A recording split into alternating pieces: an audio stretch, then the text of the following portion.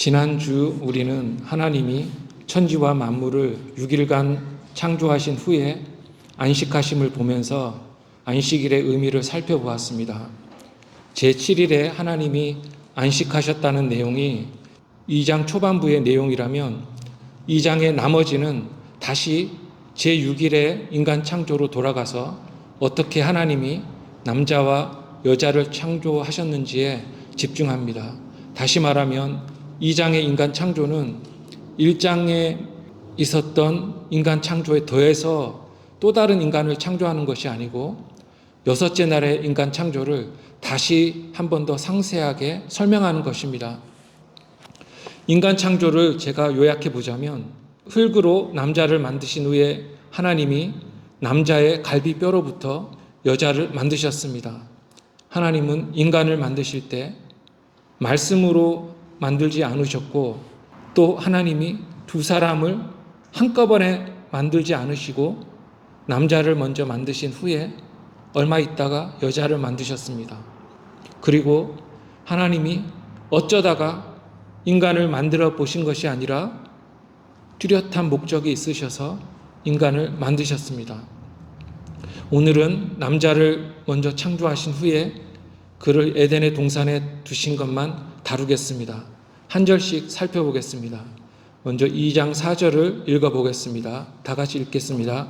이것이 천지가 창조될 때에 하늘과 땅의 내력이니 여호와 하나님이 땅과 하늘을 만드시던 날에 아멘. 남자의 창조를 설명하는 글의 서두에 하늘과 땅의 내력이라고 말을 합니다. 여기서 내력이니 하고 문장이 계속 이어지는 것 같은데 이어지지 않고 내력이니라 하고 문장이 끝나도 그게 더 자연스럽다고 생각이 됩니다. 여기서 내력은 아주 중요한 단어입니다.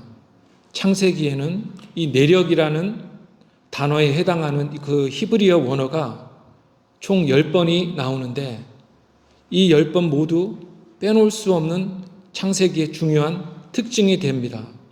예를 들면 이 단어가 5장 1절을 보면 아담의 계보를 적은 책이니라에 나오고 계보 여기에 나오고 6장 9절을 보면 이것이 노아의 족본이라 에서 나오고 11장 10절을 보면 셈의 족보는 이러하니라 11장 27절에 데라의 족보는 이러하니라 등등에서 나옵니다.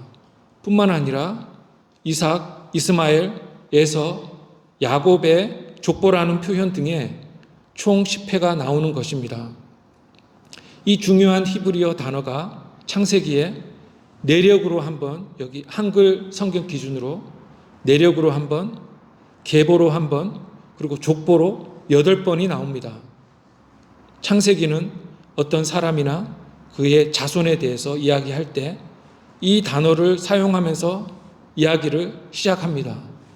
예를 들면 아까 보았듯이 노아의 경우 6장 9절에서 노아의 족본이라 하고 말하고 나서 노아 이야기를 쭉 시작하고 또 요셉의 경우를 보면 창세기 37장 2절에서 야곱의 족본이라 라고 말하고 나서 요셉 이야기가 시작이 됩니다.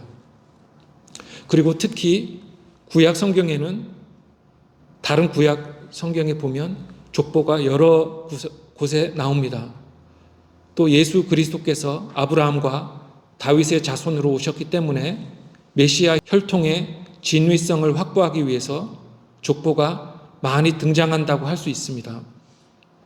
창세기는 기원과 근원을 알려주는 사건들을 시간순이나 논리순으로 계보라는 제하에 진술합니다. 시간순이라는 것은 누가 누구에게서 왔는지 또 누구보다 누가 더 선대인지를 따지고 또 논리순이라는 것은 인과관계를 말합니다.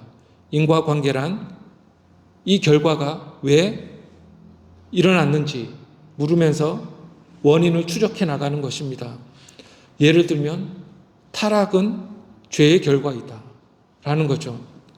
즉 창세기는 기원과 근원이 무엇인가를 시간순, 논리순으로 제시한다는 것입니다. 만물의 기원은 하나님입니다. 인류의 기원도 하나님입니다. 요셉의 가까운 기원은 아버지 야곱이지만 요셉의 궁극적인 기원은 하나님입니다. 죄의 원인은 하나님에 대한 반역입니다.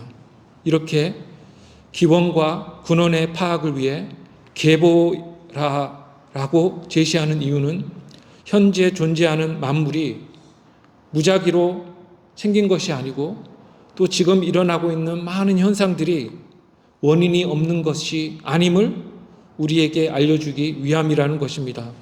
그래서 창세기는 기원과 근원의 책이라고 하는 것입니다.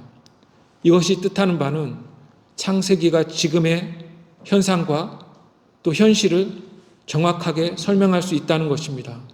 왜 현 상태는 이런가? 왜 이런 일이 일어나고 있는가를 창세기를 통해 설명이 되고 있다는 것입니다. 기원과 근원의 문제에서 자연스럽게 나오는 문제는 권위의 문제입니다. 아버지는 아들에 대해 아버지의 권위를 가지고 하나님은 만물의 근원이시므로 만물에 대한 창조주의 권위를 가지시며 만물의 소유권과 사용권을 가지십니다. 남자가 여자보다 먼저 창조되었다는 것도 남자가 여자에 대한 어떤 우선권이나 권위를 가졌다는 것으로도 해석할 수가 있습니다. 그러므로 만물과 인간이 하나님의 권위에 순복하는 것은 당연한 것입니다. 마태복음 1장에 예수 그리스도의 계보는 이 창세기의 계보들을 상기시킵니다. 마태복음 1장 1절에 나오는 예수 그리스도의 계보라는 표현을 볼 때 처음부터 성육신이 하나님의 원대한 계획이었음을 우리는 짐작할 수 있습니다. 예수님이 세상에 오신 것은 하나님의 크신 계획의 선상에 있다는 것입니다. 또한 예수님이 신자의 기원이 되심을 말하려 함을 알 수 있습니다. 예수님을 믿음으로 하나님의 자녀가 된 자들은 영원히 그를 기원으로 삼는다는 것입니다. 다시 오늘 본문으로 돌아가 보면 본문은 땅의 내력이라고 한 후에 인간 창조를 이야기합니다. 지지난주 저는 인간의 신적 기원이라는 제목으로 설교했는데 다른 피조물과는 달리 인간은 하나님에게서 왔다고 말을 했습니다.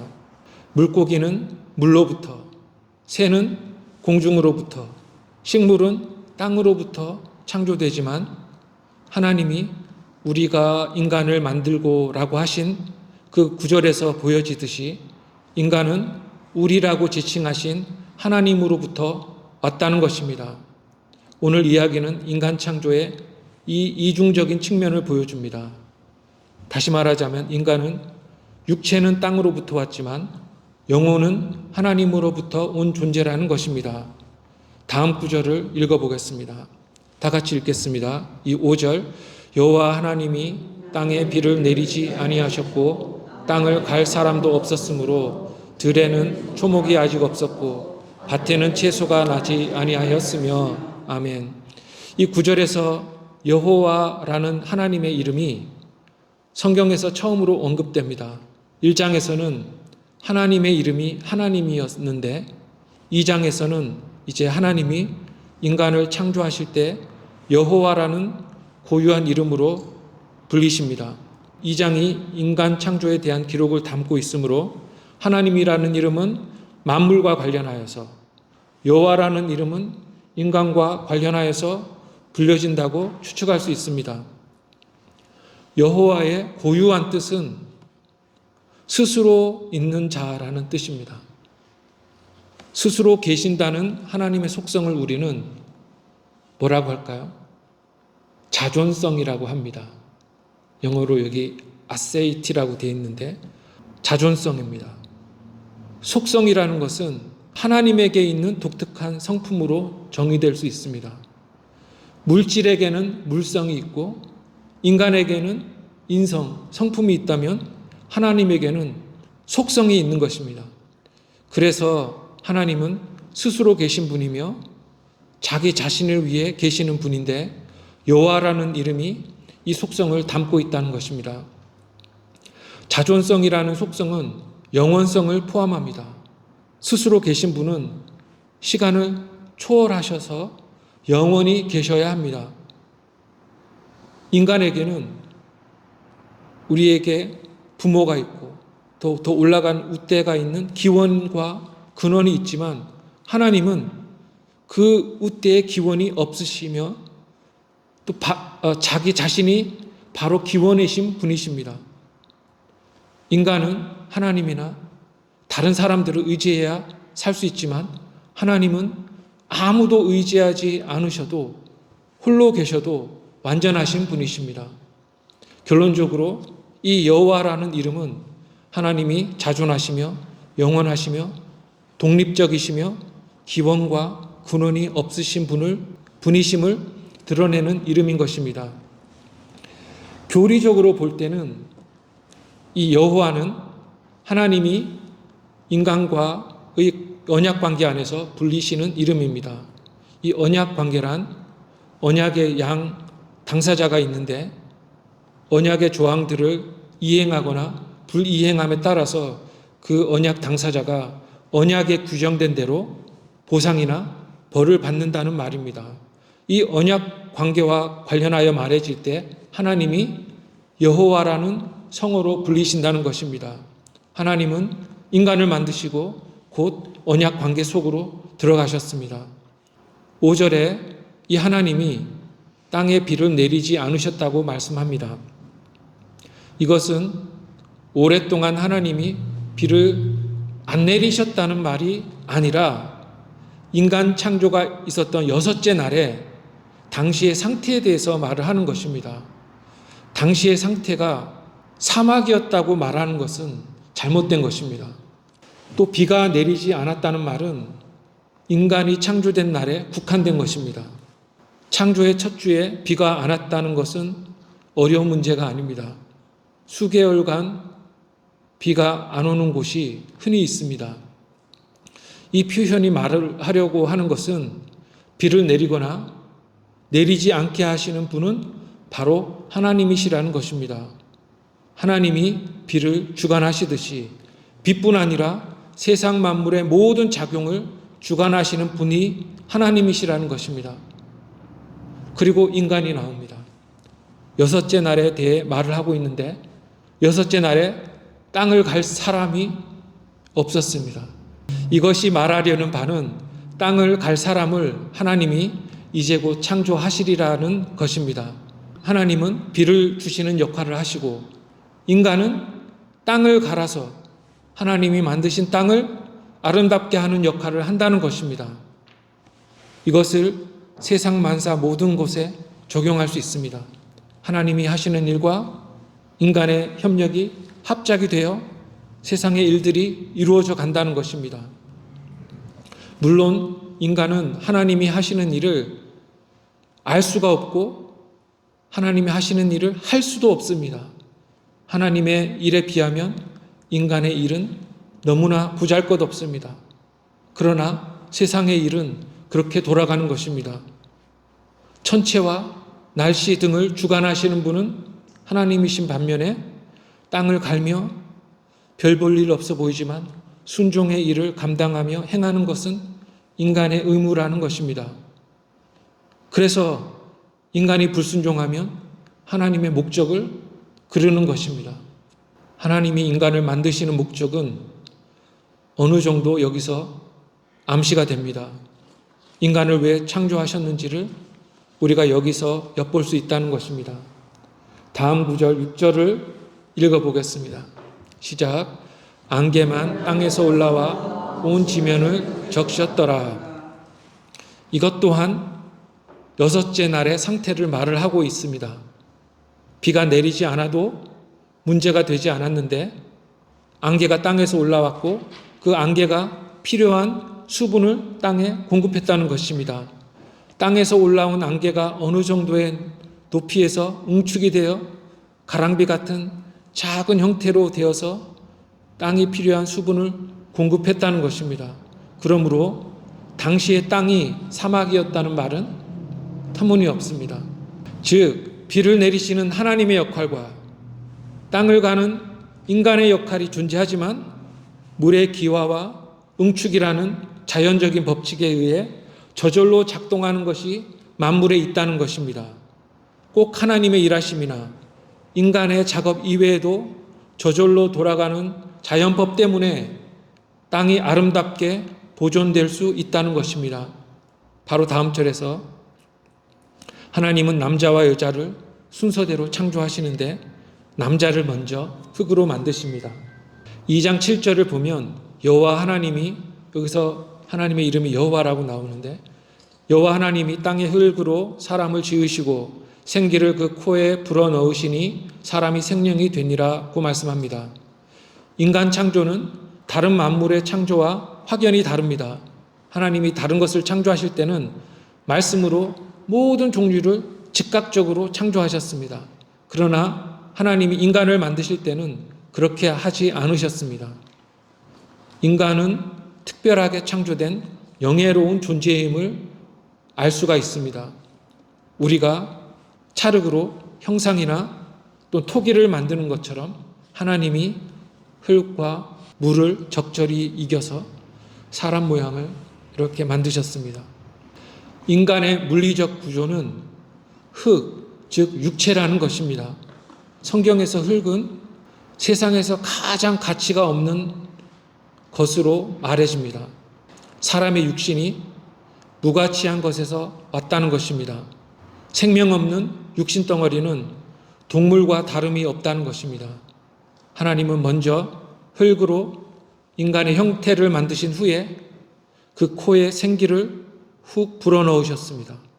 생기는 풀어서 말하면 생명의 숨입니다.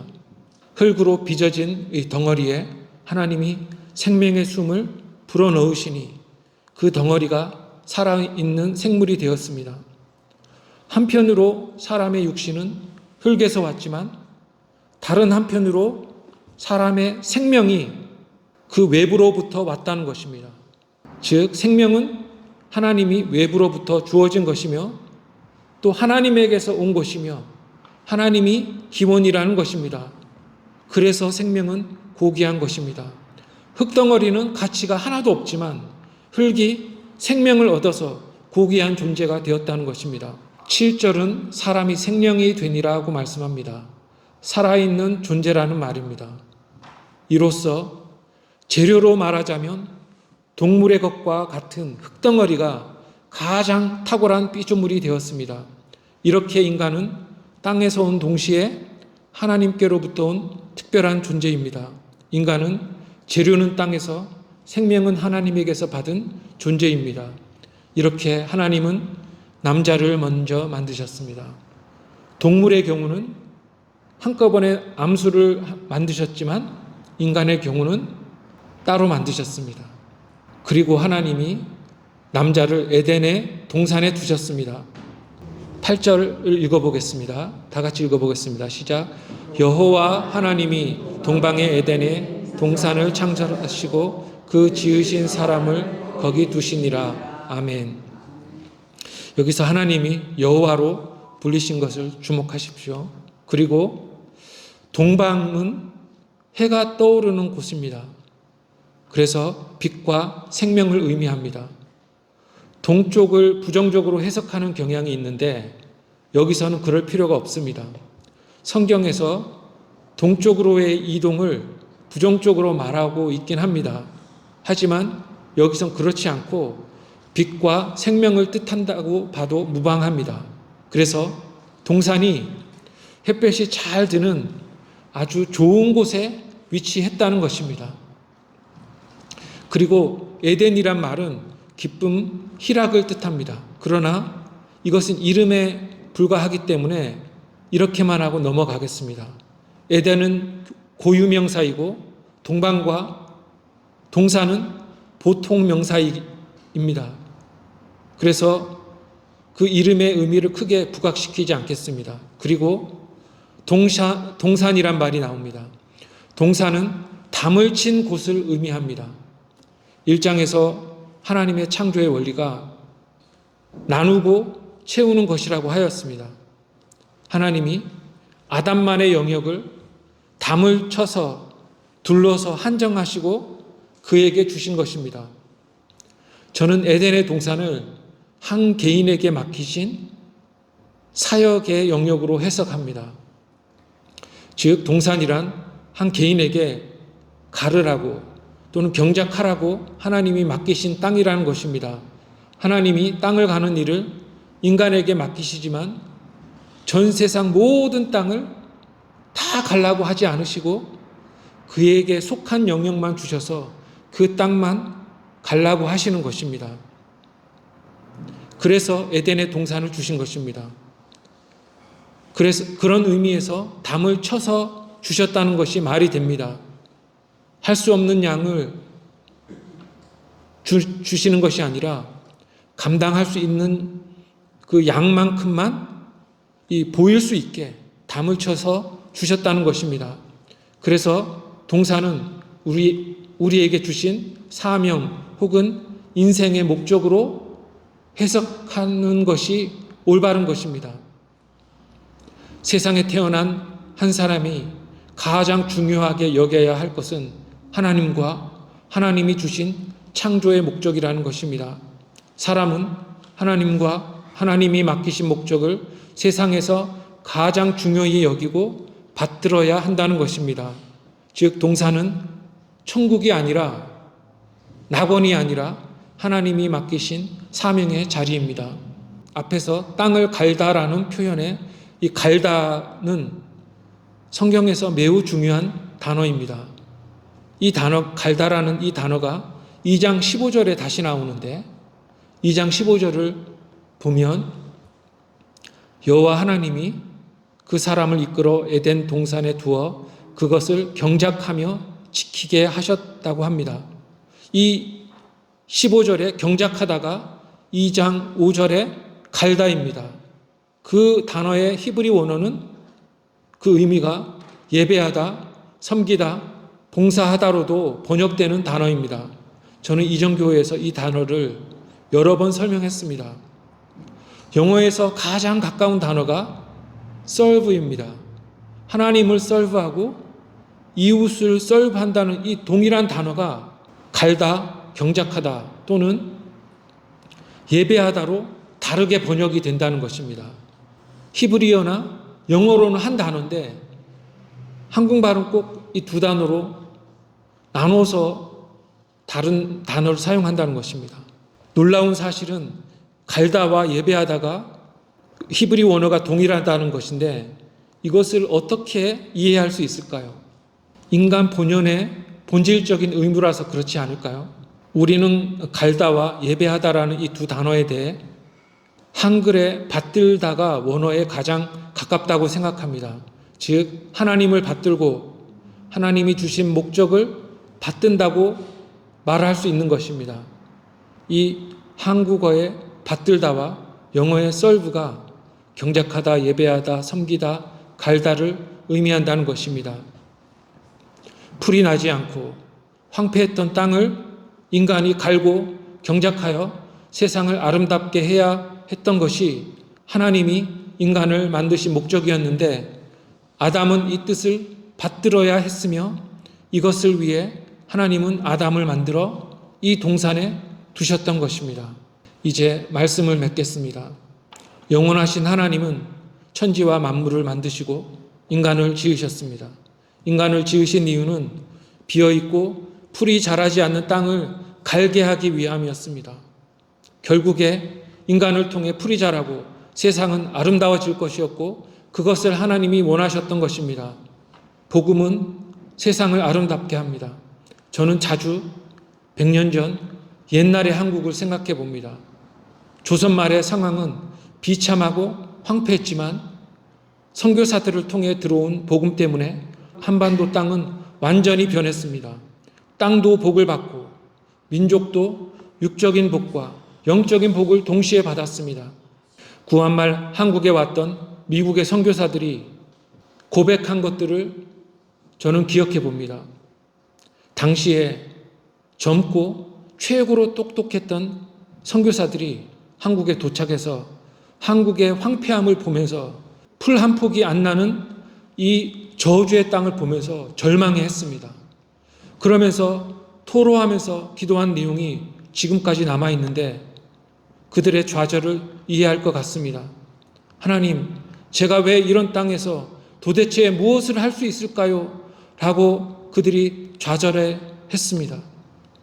그러나 그들은 열심히 사역했고 그들의 인생의 목적으로 받들어 사역해서 한국은 인류 역사상 유례가 없는 축복의 땅이 되었습니다. 지금도 동일한 영적인 황폐함이 이 땅에 있습니다. 땅에 비가 오지 않고 기경이 되지 않아 황폐하듯 영적으로도 그러합니다. 신자의 수는 계속 줄고 있고 교회가 쇠퇴해 가고 있습니다. 이대로 가다가는 다 망하게 생겼습니다.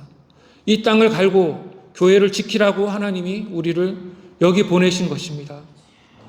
이것이 우리의 사명입니다. 하나님이 우리를 창조하신 사명인 것입니다. 이를 위해 기도하고 복음을 위해 우리의 몸을 바치는 모두가 되기를 주님의 이름으로 축원합니다. 기도하겠습니다. 창조주 하나님 아버지, 오늘도 창조의 목적이 황폐한 땅을 경작하는 것임을 인간 창조를 통해 깨닫게 하여 주시니 참으로 감사합니다. 이 목적에 순종할 수 있도록 우리에게 은혜를 주시고 우리를 사용하여 주시고 우리와 함께하여 주시옵소서. 예수님의 이름으로 기도합니다. 아멘.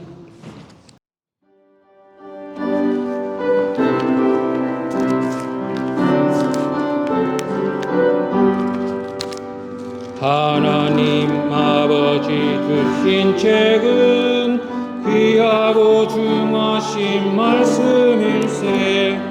기쁘고 반가운 말씀 중에 날 사랑한단 말 참 좋도다. 주께서 나를 사랑하니 즐겁고도 즐겁도다. 주께서 나를 사랑하니 나는 참 기쁘다. 구속의 은혜를 저버리고 어긋난 땅 길로 가다가도 예수의 사랑만 생각하면 곧 다시 예수께 돌아오리. 주께서 나를 사랑하니 즐겁고도 즐겁도다. 주께서 나를 사랑하니 나는 참 기쁘다. 구주의 영광을 바라보며 예수의 이름을 찬양하리. 영원히 찬양할 나의 노래 예수의 이름이 귀하도다. 주께서 나를 사랑하니 즐겁고도 즐겁도다. 주께서 나를 사랑하니 나는 참 기쁘다. 주께서 날 사랑하시오니 나 또한 예수를 사랑하네. 날 구원하시려 내려오사 십자가 위에서 죽으셨네. 주께서 나를 사랑하니 즐겁고도 즐겁도다. 주께서 나를 사랑하니 나는 참 기쁘다. 주 예수 날 사랑하시오니 마귀가 놀라서 물러가네. 주 나를 이렇게 사랑하니 그 사랑 어떻게 보답할까. 주께서 나를 사랑하니 즐겁고도 즐겁도다. 주께서 나를 사랑하니 나는 참 기쁘다. 아멘.